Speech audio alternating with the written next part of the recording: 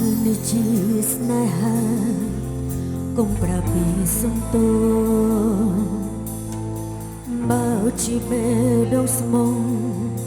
ស្នេហ៍នេះមិនបញ្ចប់បែកគ្នានៅពេលនេះមិនមែនព្រោះអូនស្អមតែព្រោះស្រឡាញ់គឺព្រោះស្រឡាញ់យើងខ្លាចជាអ្នកដទៃអ្វីនឹងល្អមែនទេស្រឡាញ់មកមិននឿនឹងទេប៉ុន្តែមិនអាចស្រឡាញ់មានពីបាច់ក្នុងចិត្តជាច្រើនដែលអូនគ្មានឱកាសនិយាយចាចង់ស្រែកឲ្យខ្លាំងតែបានត្រឹម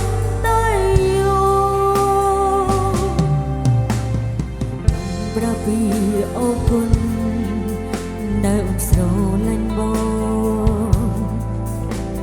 ស្នេហ៍កាត់ពីបេះដូងកុំប្រាប់ពីសំទោ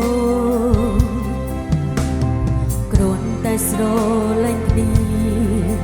ហេតុអ្វីមានកំហុសស្នេហាស្មងស្មងហេតុអ្វីបែកគ្នាជាអ្នកដទៃអ្វីនឹងល្អមែនទេស្រឡាញ់មកមិននឿនឹងទេប៉ុន្តែមិនអាចស្រឡាញ់មានពីបាច់ក្នុងចិត្តជាច្រើនដែលអូនគ្មានឱកាសនិយាយចាចង់ស្រែកឲ្យខ្លាំងតែបានត្រឹម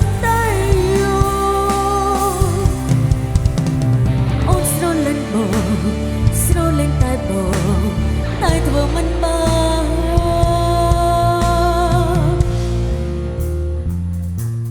ទោះយើងខ្លាចជាអ្នកដទៃ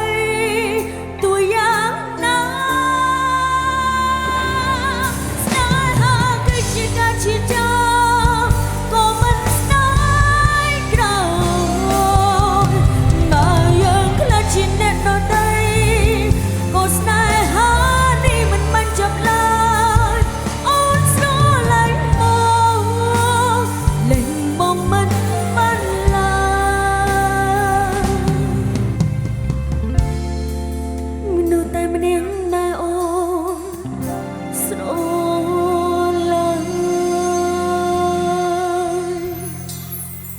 chào con